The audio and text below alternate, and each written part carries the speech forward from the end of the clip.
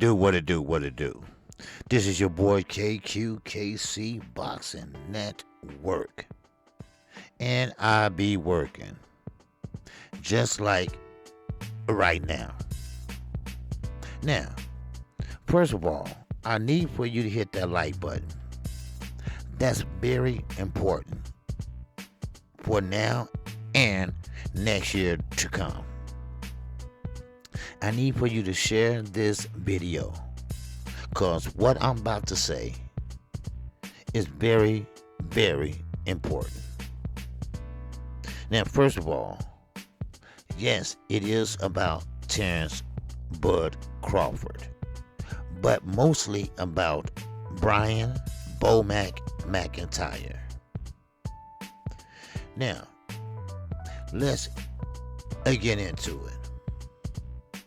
Now, Bomac pretty much is familiar with Michelle Rivera, but not really familiar with Michelle Rivera. But he is familiar with Frank Martin.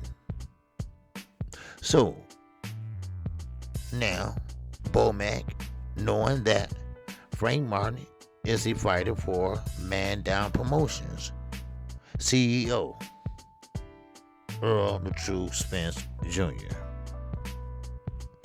Now, of course, Brian McIntyre being a trainer, coach of Terrence Bud Crawford, he had this to say about Frank Martin. Let's go, Frank. Let's go, Michelle. I am rooting for Michelle Rivera. That's what he said. Matter of fact, let me make sure I don't have no assholes, Bud Crawford fans, saying, well, he didn't really say that. Well, okay. Let's just say what he said. Let's go, Rivera. I'm pulling for you. That's what he said, quote and unmotherfucking quote. Now, phrases like that, phrases like leaving creators on hold. Oh, at the last minute, I can't make it. I know things happen, but he does because he's a grown man in a kid's body. When you're dealing with millions and millions of dollars, Mr. Crawford, I'm talking to you. You don't know me from a man in a motherfucking moon. Brian McIntyre is not the guy you want in your corner. Of course, you might want to come over and shoot pool with you. You might want to come over and take a ride with you to the store or some shit like that. But as a business mind, as a trainer mind, as a coach mind, I'm sorry, he's on the wrong elevator. Because that elevator doesn't go to the top. See, and I'm going to give you all a little example. But first, let me make this motherfucking clear. I am through and through a Charlo fan. That goes for Jamel and Jamal. Now, Jamel, yes, he's doing his thing. Yes, he is undisputed. Yes, he is. Jamal, right now, he's supposed to be getting back in the ring in 2023. But me, what I'm about to tell you, I know 120% to be true.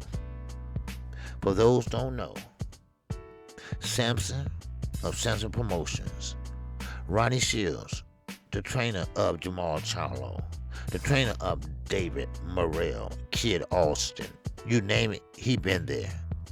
We talk on a regular basis. Bill Haney, we talk on a regular basis. Jamal came to Ronnie Shields, wanted to fight. He turned him down at a young age. They came back, and then he finally accepted them as trainers, as fighters, as he trained them. Now, of course, when they got up of age, they became great superstars. But it was always a competition there. Always. So, Jamel said, hey, look, Ronnie. And Ronnie is an easygoing guy. I love to talk to him. I love his insight of the game. He said, Ronnie, I've been talking to Derrick James, the trainer, none other than Earl Spence Jr. And he said, oh, yeah? He said, yeah, we've been going, different places and hanging out at the fights. And I was thinking about going over to there. Ronnie said, oh, that's a good idea. I think that's going to be a good fit for you. And it was. And it was. I know. KQ, why he let him go like that? Because, see, when you're dealing with twins with the same DNA, it's hard to break that competition habit. So, they both was in competition with each other. But Ronnie said, go right ahead. You have my blessings. Now, this is a difference in a trainer and just a guy who pass. McIntyre, he has the title of trainer. But is he really a trainer? Or he got just a good fighter? See, it's a difference. You can be a trainer all you want to. You can hold a pass all you want to. But one thing about it, you have to execute your game plan. You have to watch film or all the above. Brian McIntyre is a trainer with good fighters. Derrick James turned fighters into great fighters. Point example. Jamel Charlo came to Derrick James. Yes, Ronnie Seals said he throw punches and he'd jump into the punches like Devin Haney used to try to do to make the punches hurt or sit down. Well, Derrick James, being a teacher, philosopher, coach, he said, I'm going to show you foot-wise all the way up to head-wise how you can make your punches sit down and sting without really trying. Well, Jamel said, well, coach, how can you, or how that is possible? He said, I'm going to show you. Because remember, if you know boxing,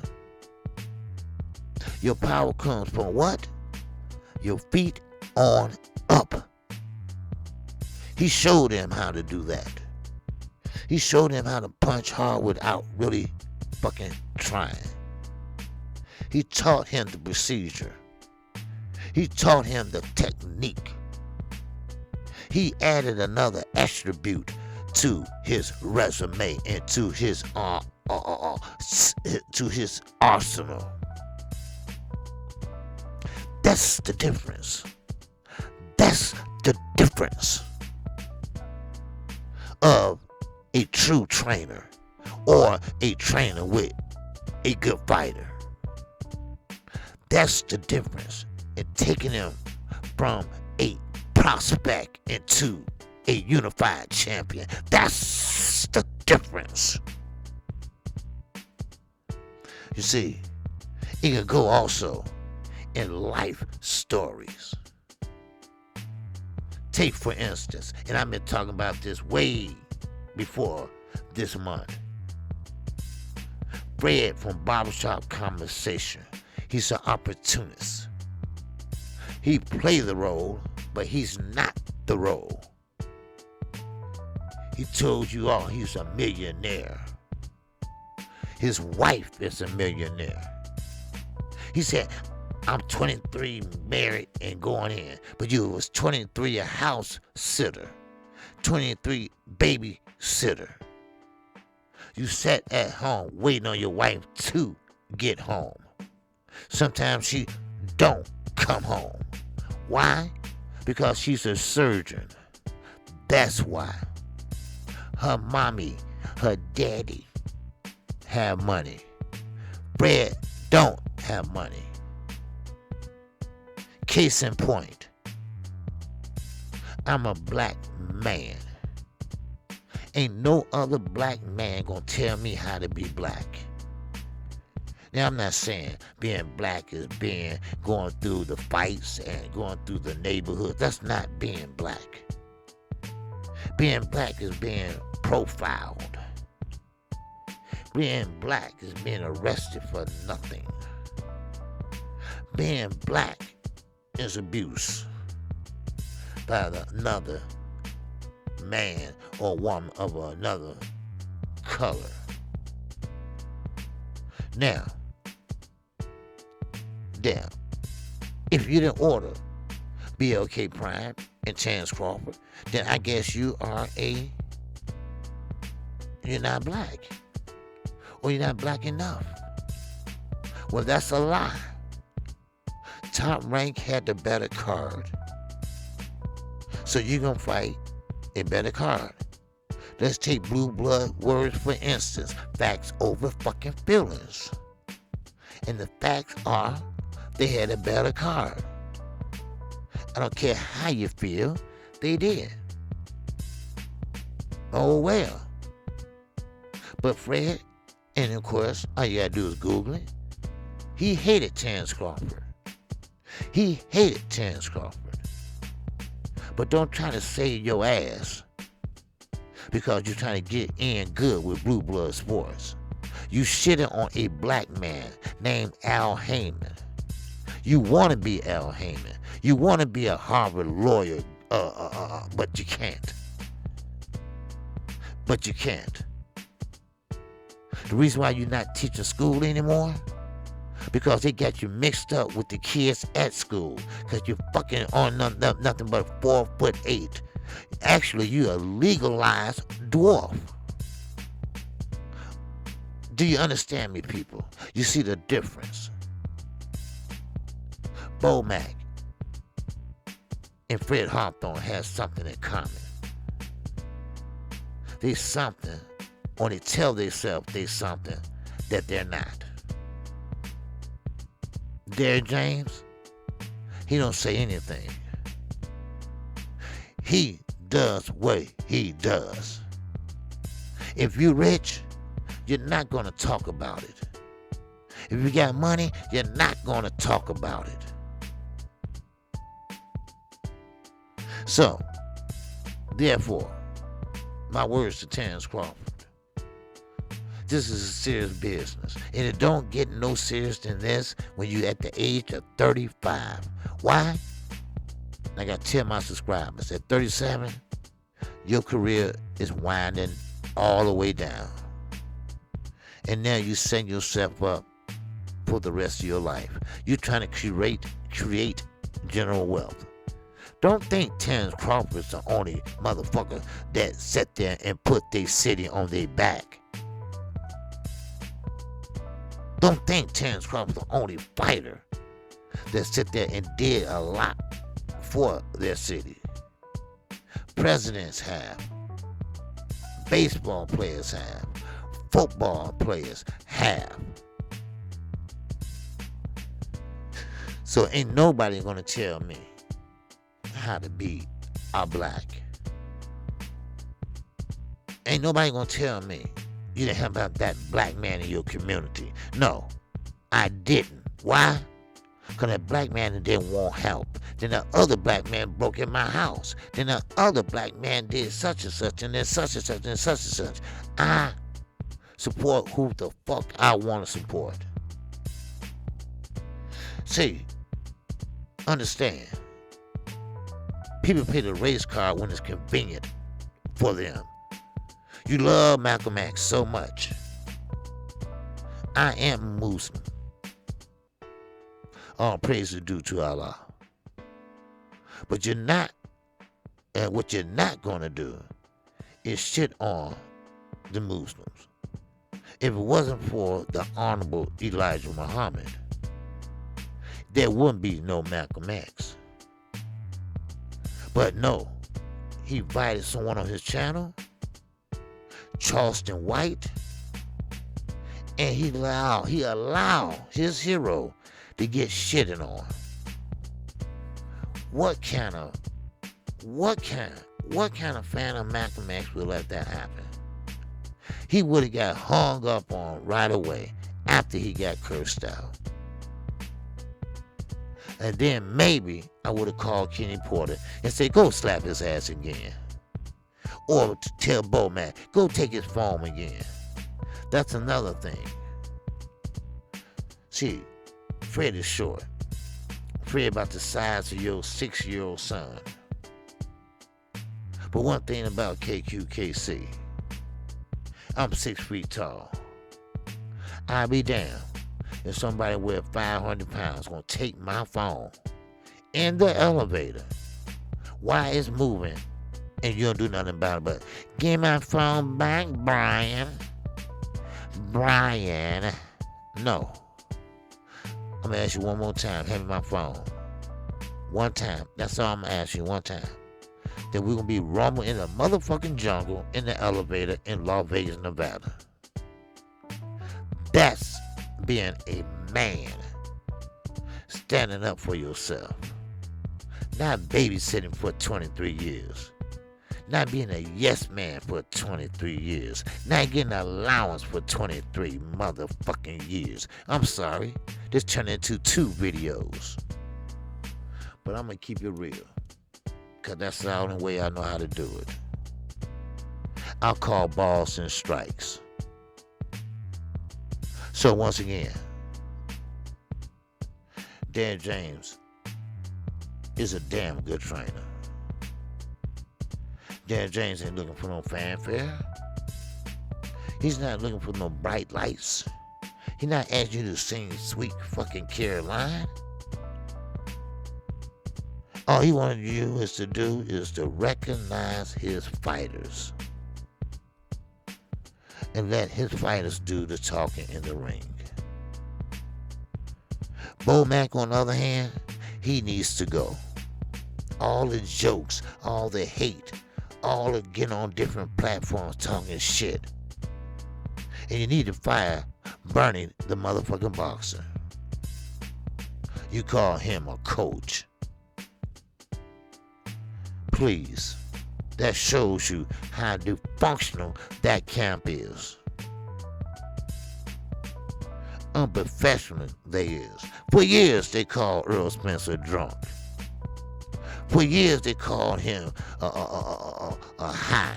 Like the film came out with him and his lady. See, they blanked out the bottom where she said, I didn't think he was going to go along with the skit. Oh, they cut that out. Why? Because they wanted him to look bad. Why? Because he's the better fighter. Why? Because he got the most belts. Please. Like I told you, I don't have no race in this dog race. I have a dog in this race. I'm a Jermell Charlo fan, but I think Earl Spence got the goods. So, Terrence Crawford, yes, he did duck. Yes, he did. And I'm going to tell you the reason why. It wasn't nothing about no damn guarantee.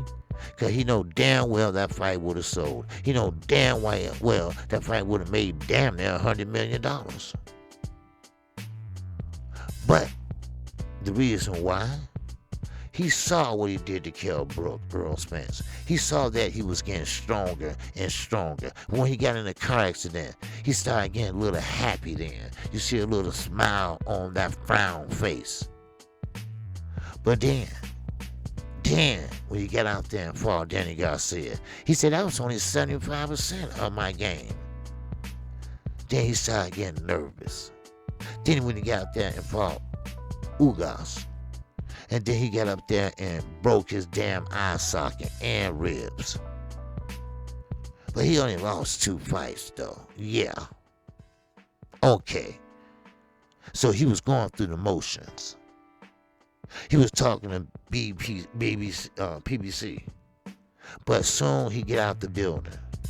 Before he got out the building, on the elevator, he called PLK Prime. Give him that sob story. They want you to give me a guarantee. Because, see, he knew he didn't sell. He knew he's not the popular one. Now, I can't tell you what made Earl Spence so popular. I cannot tell you that. Because I'm not that type of fan. So I can't tell you what people love about him. Maybe because, and I went back, and it never fails. Everything he says came to fruition. But go back on Terrence Crawford. Everything he has said, what? Was bullshit. He changed up so many times. See, when you tell so many fucking lies, it's hard to keep up with them. And then you start contradicting yourself. These are facts, right? Facts over feelings, right? So, I just had to let you all know that. Because tired of back and forth, the back and forth. No, you can't blame Terrence Crawford for the glove manufacturing. I told you, I call balls and strikes. But that would never happen if you were stuck in there and dealt with Earl Spence and make the biggest fight in this decade. But no, I don't want to be that inactive. But they offer him. They said, we will give you everything you want, all that.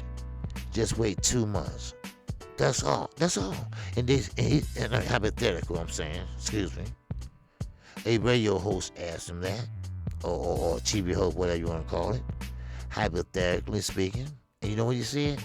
No, I wouldn't take it. I said, bingo. He don't want that smoke.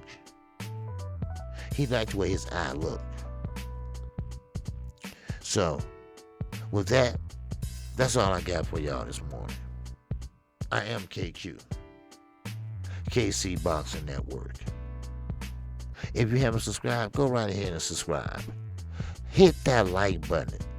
Leave a comment. I'm really, really interested what you all got to say. I will be live today. And I also will open the phone lines up. I want to hear y'all talk y'all ish. With that, oh baby, with that, that's all KQ has to say. So join the channel. Subscribe to KQKC. We're on our way to 6,000 subscribers. We need you right now to subscribe. We on that mission. We're on that mission starting Monday.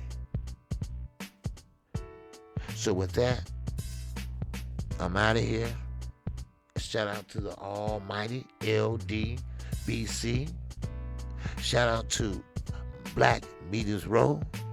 And last but never least, shout out to my great supporters, my great subscribers, my great family members. Y'all not subscribers. Matter of fact, I'm not going to say that no damn more. That's over with. I might say I would like for you to subscribe, but I'm not going to call y'all subscribers. Y'all are family members. I feel like I know you all, even though I haven't seen you all. So with that, I'm going to greet you with the ancient word of peace that I did earlier. It's called Assalamu Alaikum. We say it in Arabic. And also, we want you to go in peace. So we say Alaikum Salam. And also, Alhamdulillah to everyone. And with that, I'm on to the next one at 11 o'clock a.m. today. I might be tired, but I love the sport of boxing, and I'm going to tell it like it is. Yes, I said every word, and I meant every word. And with that, I'm out of here, y'all. Peace and love.